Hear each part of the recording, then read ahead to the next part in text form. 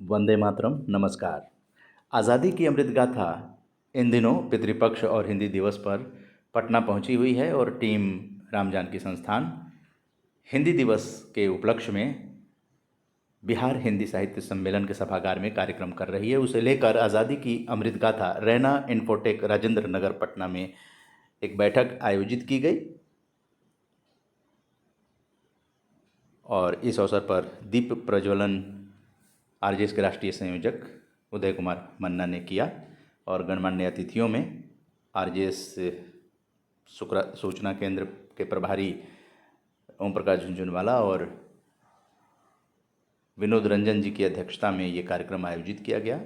दिलीप वर्मा जो कि निदेशक फैकल्टी रैना इन्फोटेक हैं, उन्होंने ये बैठक आयोजित की और यहाँ पर दीप प्रज्वलन के बाद सभी अतिथियों ने 13 तारीख को जो आज़ादी की अमृत गाथा का 90वां अंक बिहार हिंदी साहित्य सम्मेलन में आयोजित किया जा रहा है।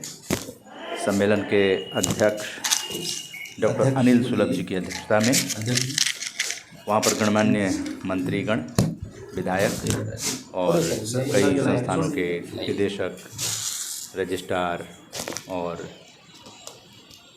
डायरेक्टर उपस्थित होने वाले हैं और उसमें आरजेएस का राष्ट्रीय सम्मान समारोह भी आयोजित किया जाएगा। तो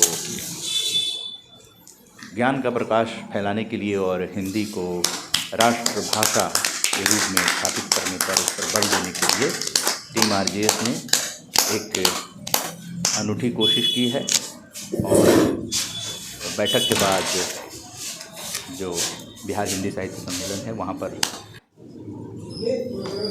बैनर का लॉन्च भी किया गया और इस तरह से देश में एक जागृति लाने के लिए हिंदी के प्रति लोगों में आकर्षण बढ़े और हिंदी को बल मिले।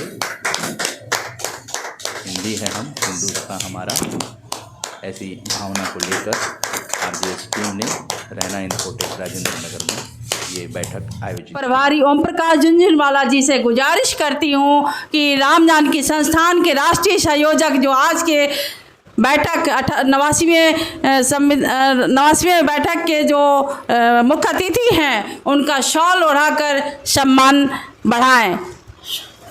ओम प्रकाश झुनझुनवाला जी, प्रभारी महोदय। मुझे आज बड़ी प्रसन्नता हो रही है कि आरजेएस परिवार दिल्ली हमारे साथ है और हम उनके संयोजक श्री उदय मन्ना जी का स्वागत करने का अवसर मिला है और मैं अपने को गौरवान्वित अनुभव करता हूँ और आश्वासन देता हूँ कि बिहार की जनता उनके पीछे चलेगी। सकारात्मक बनना बिहार की जनता के भाग्य में लिखा गया है, वो मिट नहीं सकता है। दरअसल क्या है कि हमारी भारतीय संस्कृति में सम्मान की एक परंपरा रही है, ये कोई अनूठा चीज़ नहीं है। और दिल्ली से आने के बाद पटना में जिस तरह से भारत को सकारात्मक बनाने का इतिहास लिखा जा रहा है, ये इतिहास डॉक्यूमेंटेशन हो रहा है। ये आरजेएस जो भी इतिहास यहाँ के प्रभारी ओम प्रकाश झुनझुनवाला जी या रैना इन्फोटेक में जैसे ये बैठक हुई है, इसका डॉक्यूमेंटेशन जो है किताब के अंदर आ रहा है और किताब अपने आप में एक डॉक्यूमेंटेशन होगी, वो पूरे राष्ट्रीय मानचित्र पर आएगी और उसको हम लोग पूरे देश में पहुंचाएंगे। दरअसल क्या है कि ये आरजेएस के सकारात्मक सोच का सम्मान है और हर आदमी का सम्मान जो है, अलग अलग राज्यों में लोग भ्रमण करेंगे, आप अलग अलग राज्यों में जाइए, वहाँ के प्रभारी जो हैं आपका सम्मान करेंगे। तो ये आरजेएस फैमिली का सकारात्मक सोच का सम्मान है। इसके लिए मैं आप सभी का धन्यवाद करता हूँ। धन्यवाद सर। अब मैं रैना इन्फोटेक के डायरेक्टर फैकल्टी दिलीप वर्मा जी से गुजारिश करती हूँ कि महात्मा गांधी बिहार स्टेट गांधी स्मारक निधि के मंत्री विनोद रंजन जी को शॉल ओढ़ा करके उनका स्वागत करें और सम्मान बढ़ाएं।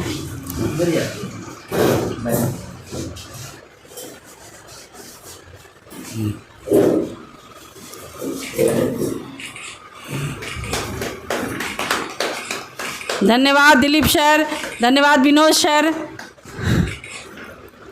अब मैं राम जानकी संस्थान के राष्ट्रीय संयोजक जी से गुजारिश करती हूँ कि बिहार के पटना से जो हमारे अभिभावक ओम प्रकाश झुनझुनवाला जी सकारात्मक सूचना केंद्र के प्रभारी हैं, जो हम लोग का हमेशा ही अभिभावकत्व करते रहते हैं, हम लोग को सलाह मशवरा देते हैं, पॉजिटिविटी के लिए हमेशा ही अग्रसर करते रहते हैं, अच्छे से मैसेज देते रहते हैं और आध्यात्मिक ऊर्जा से प्रवाहित करते रहते हैं। मैं कहूँगी संयोजक महोदय से कि उनको शॉल ओढ़ा करके उनका मान सम्मान बढ़ाएं, उनका स्वागत करें।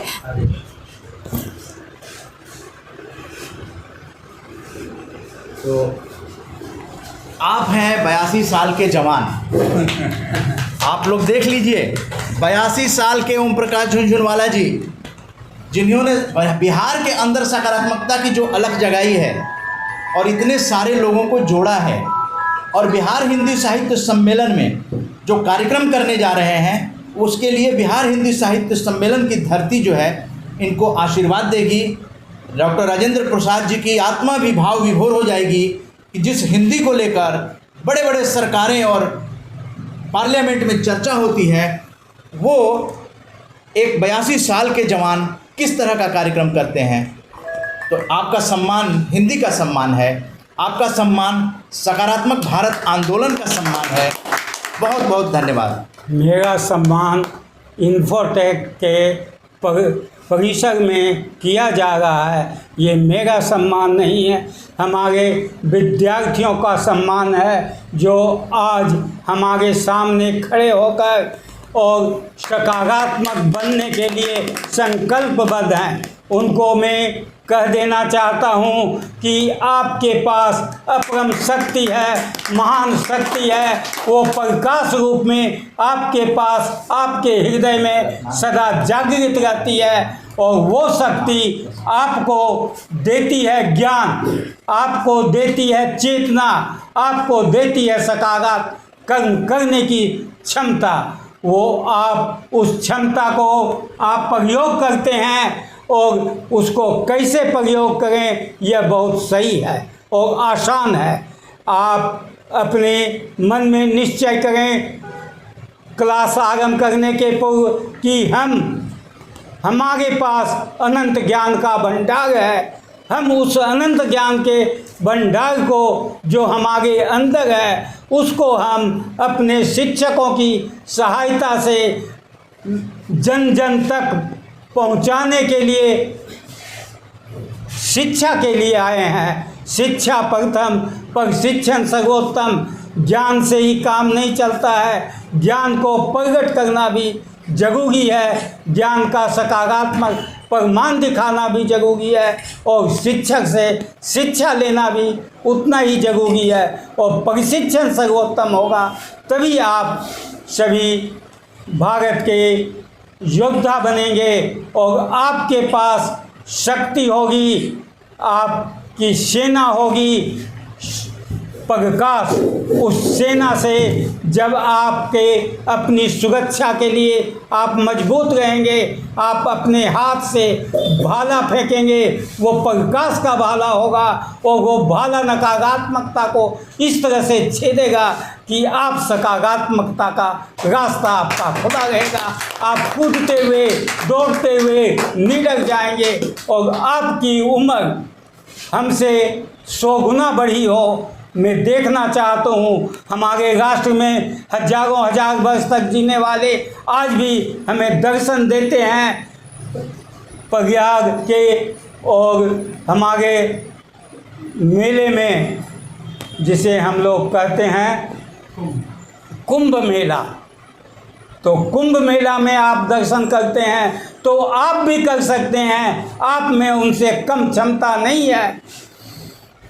आपको गौरवान्वित होने की ज़रूरत है, गौरवान्वित फील करने की ज़रूरत है, और अपने अनुभवों को निडर होकर प्रकट करने की ज़रूरत है। और आपकी जो खामियां आपको महसूस हो, अपने शिक्षक से स्पष्ट करके उसका निराकरण करने के लिए आपके सामने इन्फोटेक खड़ा है। उनके प्रभागी खड़े हैं, उनके डायरेक्टर खड़े हैं आपके साथ हाथ जोड़कर हैं, नम्र होकर हैं। आप अगर सम्मान करते हैं तो ये सम्मान है क्या? सम्मान का अर्थ है कि आप अपने को आशीर्वाद लेते हैं, शक्ति लेते हैं। जिसका सम्मान करते हैं उसकी आत्मिक शक्ति आपको अवश्य मिलती है। जय हिंद, वंदे मातरम। धन्यवाद प्रभारी महोदय। आप सदैव ऊर्जावान बने रहने के लिए सामान्य और आध्यात्मिक ऊर्जा से भी लोगों को प्रेरित करते रहते हैं, अपनी ऊर्जा को प्रवाहित करते रहते हैं। धन्यवाद। आरजेएस राष्ट्रीय सम्मान के प्रदाता रत्ना प्रसाद जी, आपका रैना इन्फोटेक के प्रांगण में आपका सादर अभिनंदन है, स्वागत है। आप हैं राष्ट्रीय सम्मान के प्रदाता। सर, आपका सम्मान मैं गुलाब देकर करना चाहूँगी। धन्यवाद सर। और सर, आप कुछ प्रकाश डालना चाहें तो खुशी होगी, 2 शब्द।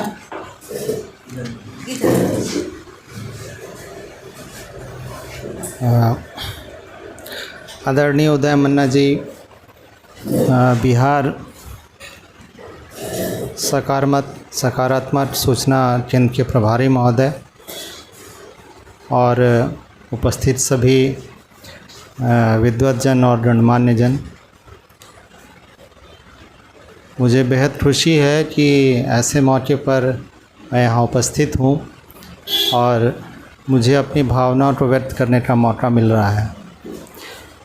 भी कुछ ही दिन हुए हैं जब शिक्षक दिवस का महोत्सव पूरे देश में मनाया गया है। वास्तव में शिक्षा जो है वो अज्ञान से प्रकाश में लाने का जो काम करती है, उसके लिए शिक्षक छात्र जो है ये जोड़ी कमाल की जोड़ी है।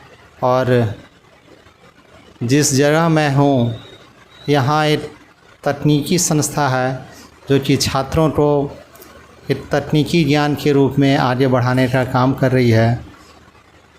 मैं इस संस्था के और अधिक उपयोगी होने के रूप में अगर मुझे किसी तरह की सहायता प्रदान करनी है तो मैं उसके लिए हमेशा प्रस्तुत हूँ। सबको पुनः एक बार धन्यवाद। धन्यवाद सर। आपने शिक्षा और हिंदी की प्रासंगिकता पर प्रकाश डाला। अब मैं अंत में इस कार्यक्रम के समापन की ओर मैं बढ़ रही हूँ। राम जानकी संस्थान के द्वारा जो आज का 89वां बैठक वो संपन्न होने जा रहा है और यहाँ से हम लोग हिंदी साहित्य सम्मेलन जो कदम कुआं पटना में स्थित है, जिस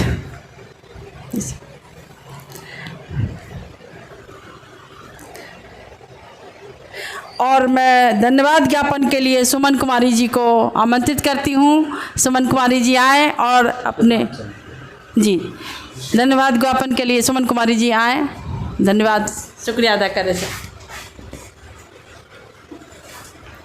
सर्वप्रथम मैं आज के कार्यक्रम के अध्यक्ष जी का बहुत बहुत धन्यवाद ज्ञापन करती हूँ कि उन्होंने विनोबा भावे जी के बारे में हमें इतनी अच्छी बातें बताई, उनके विचारों को फिर से आज उजागर किया। उसके बाद मैं अपने प्रभारी महोदय जो कि पटना आरजेएस सकारात्मक सूचना केंद्र के प्रभारी हैं, उनका बहुत बहुत धन्यवाद ज्ञापन करती हूँ। वो एक आध्यात्मिक साधक भी हैं और आरजेएस के ग्रुप के माध्यम से सकारात्मक ऊर्जा प्रसारित करते रहते हैं और इस ऊर्जा का लाभ हम सबों को हमेशा हर दिन प्रतिदिन मिलता है। मैं संयोजक आरजेएस संयोजक श्री उदय मन्ना जी का भी धन्यवाद ज्ञापन करती हूँ कि वो दिल्ली से पटना आए हैं और आज ही आए हैं और आज ही उन्होंने बैठक भी रखी है। ये भी जो है हाँ, बैठक रखे हैं रैना इन्फोटेक के जो निदेशक हैं उन्होंने यह कार्यक्रम जो है उनके सम्मान में रखा है। यह कार्यक्रम जो है आज का जो यह कार्यक्रम है, आज की जो यह बैठक है 13 सितंबर को बिहार साहित्य सम्मेलन में जो कार्यक्रम होने जा रहा है उस कार्यक्रम की एक समीक्षा बैठक के रूप में रखी गई है। और अभी हम वहाँ जाएंगे भी और वहाँ जा कर के आज कार्यक्रम जो 13 तारीख को होने वाला है उसके बैनर का लोकार्पण करेंगे। और उनको आज के जो इन्फोटेक के हमारे निदेशक हैं उनका बहुत बहुत धन्यवाद कि उन्होंने इतना अच्छा कार्यक्रम अपने परिसर में आयोजित किया। और इन सब के साथ ही मैं श्री मुन्नी कुमारी जी का भी धन्यवाद ज्ञापन करती हूँ कि उन्होंने कार्यक्रम का सफल संचालन किया। रत्नाभ जी का भी बहुत बहुत धन्यवाद है कि वो हमारे इस कार्यक्रम में आए और अपना समय दिया और वो हमारे राष्ट्रीय सम्मान के आरजेएस के राष्ट्रीय सम्मान के प्रदाता भी हैं।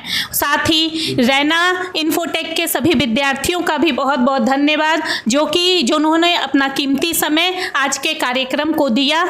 वैभव भारद्वाज जी जिन्होंने जो कि आरजेएस के पॉजिटिव स्पीकर हैं और उन्होंने भी हमारे वीर सपूत के बारे में बहुत ही अच्छी बातें बताई और उनको श्रद्धांजलि दिया। अब्दुल हमीद जी को श्रद्धांजलि दिया। धन्यवाद सभी का। तो अब हम लोग बिहार हिंदी साहित्य सम्मेलन का जो फसाड है, जो आगे का फ्रंट है, वहाँ पर एक फ़ोटो सेशन होगा। वहाँ पे प्रभारी जी कुछ संबोधन देंगे। और इसके साथ ही आज रैना इन्फोटेक जिनके निदेशक दिलीप वर्मा जी हैं, फैकल्टी निदेशक, रैना इन्फोटेक के परिसर में हम लोग हैं। ये मल्टीमीडिया का इंस्टीट्यूट है और डिजिटल मार्केटिंग इंस्टीट्यूट पटना में इन्होंने खोला है।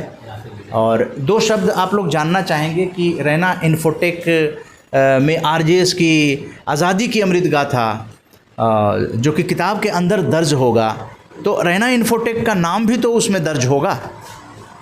जिसको भी अंक मिल जाता है वो बड़े सौभाग्यशाली हैं कि आप किताब के अंदर जा रहे हैं। तो धन्यवाद ज्ञापन और बैनर लॉन्च के कार्यक्रम के साथ ही इसको वो कर देते हैं। आप आरजेएस फैमिली को कुछ कहना चाहें चलते चलते?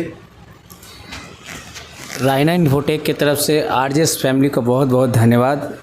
आज मुझे बहुत खुशी हो रही है कि आज आरजेएस का प्रोग्राम हमारे कैंपस में हो रहा है। ये उससे बड़ी उपलब्धि क्या हो सकती है। मैं चाहता हूँ सकारात्मक सोच के साथ ये फैमिली आगे बढ़े और आगे बढ़ता चले जाए। इसमें सबका समर्थन होना बहुत ज़रूरी है। और मुझे लगता है कि 13 तारीख को जो प्रोग्राम होने जा रहा है उसमें सकारात्मक सोच के साथ सभी को आमंत्रित करता हूँ और हमारे छात्र भी सब उपस्थित होने जा रहे हैं। धन्यवाद।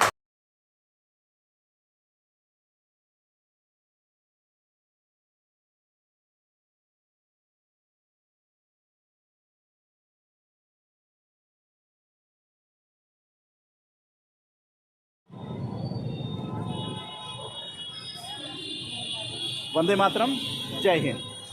आप देख रहे हैं कि बिहार हिंदी साहित्य सम्मेलन कदम कुआं पटना में टीम आरजेएस के लोग आ चुके हैं और साथ में यहाँ के स्थानीय लोग भी हैं जो ये चाहते हैं कि जो ये हिंदी पखवाड़ा चल रहा है बिहार हिंदी साहित्य सम्मेलन से पूरे देश में आवाज़ जाए राष्ट्रीय हिंदी दिवस मनाने के लिए। और इसके उपलक्ष्य में 13 सितंबर को ये बैठक होगी।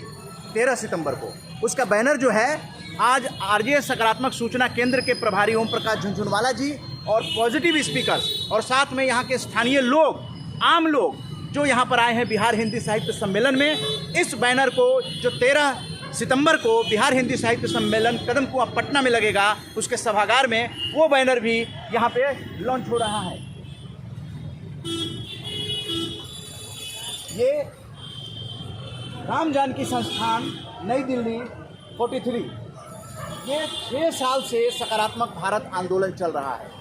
7 साल हो गए, 7 साल से सकारात्मक भारत आंदोलन चल रहा है। और हिंदी को लेकर हम लोग दिल्ली से कुछ लोग यहाँ आए हुए हैं कदम कुआं पटना बिहार हिंदी साहित्य सम्मेलन में, और यहाँ आरजे सकारात्मक सूचना केंद्र के प्रभारी जी क्या कुछ कहना चाहेंगे, आइए उनसे मुलाकात करवाते हैं। हिंदी हमारी राष्ट्रीय भाषा है। सकारात्मक हम लोग जन्म से हैं। सकारात्मकता हमारा लक्ष्य है। सत्य पथ गमन करना।